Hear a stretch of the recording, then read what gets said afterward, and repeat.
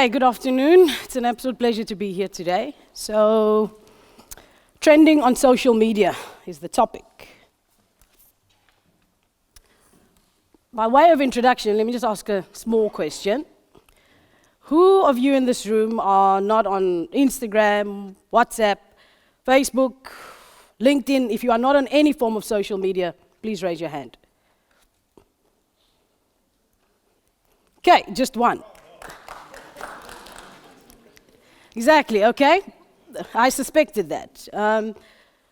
So if I had to ask the exact same question in my country, South Africa, where I'm from, if I had to ask the same survey in Johannesburg, I'd probably get a similar result.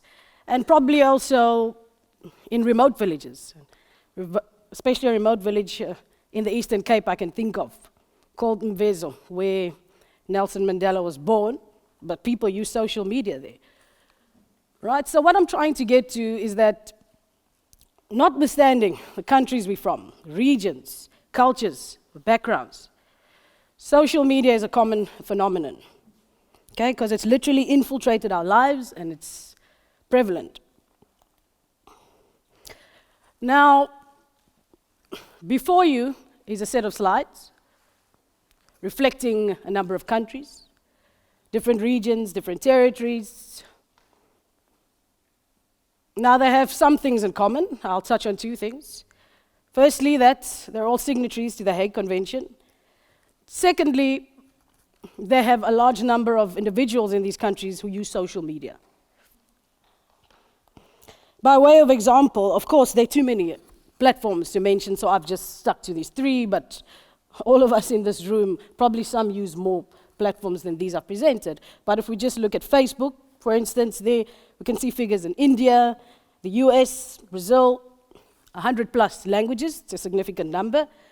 Twitter uses the US, Japan, the UK, similarly, 30+ languages is what this platform offers. WeChat, predominantly used in China, okay, the largest number of users there, but we also see traction in other countries. Again, 20+ languages. So what does this tell us? That individuals in these territories are well versed when it comes to social media. They can use it with relative ease. They can comprehend and decipher information on these social media sites.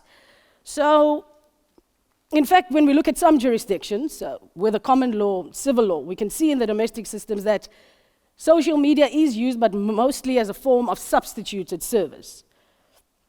Okay, so that being said, how does this tie in with the Hague Convention is what you want to ask me. And I would say perhaps looking at how we can use social media in relation to the alternative channels, particularly 10A. Okay, I know there's quite some controversy there, but I argue that if we can consider email within the context of postal channels, why not social media? Because arguably it has the same or similar function and it has the ability to probably be even more efficient in some ways. So, while we know that the Hague Convention was drafted in the 60s, there was no mention of electronic media, etc. But if we look at the objectives, one being to expedite, simplify procedure, I argue that social media does just that. So I've just taken a simple example here. If we look at 10A, perhaps a plaintiff in the UK wanting to serve on a defendant in Tunisia, how would it look? Both are parties to the Hague Convention, none have opposed to 10A.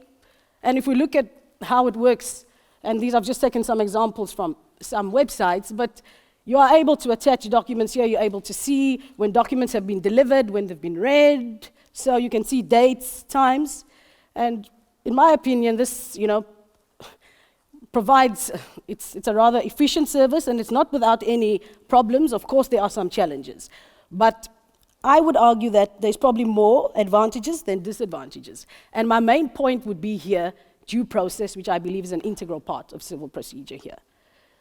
In the sense that social media provides an opportunity for adequate notice and an opportunity to be heard, so that the defendant or the addressee is able to decipher the information and respond then appropriately to the allegations contained therein, provided, number one, the defendant actually has a profile on the site, and two, he or she accesses it regularly, then why would it be a problem? With advantages being discussed, of course, there's challenges here. And we've mentioned numerous challenges that I think have been discussed when it comes to technology, but also it applies when we look at social media. One, I would say security measures, of course, to determine whether or not the profile is really that of the defendant. This can be a challenge. Privacy settings could also be another hurdle in affecting service. But I think most significant or most worrying is the fact that numerous states have objected to these alternative channels of service, which is problematic because they filed a number of declarations and reservations when it comes to 10A. So it shows you that they're a bit reluctant to this form of service. So I would say, ultimately, at the end of the day, ladies, gentlemen, whether we like it or not, as sure as it is that night follows day, social media is here to stay. Right? It's not going anywhere. So we would be remiss not to move with the times and see how we can possibly exploit this as part of, as far as the convention is concerned. So I want to ask you another question in closing, actually. 1, 2, 3, or 4. You see 4 images behind you. What is with you 24/7, 365 days a year? What is something you cannot live without or is always with you? I'm sure you all agree with me when you say number 1, by a show of hands. Right? Right?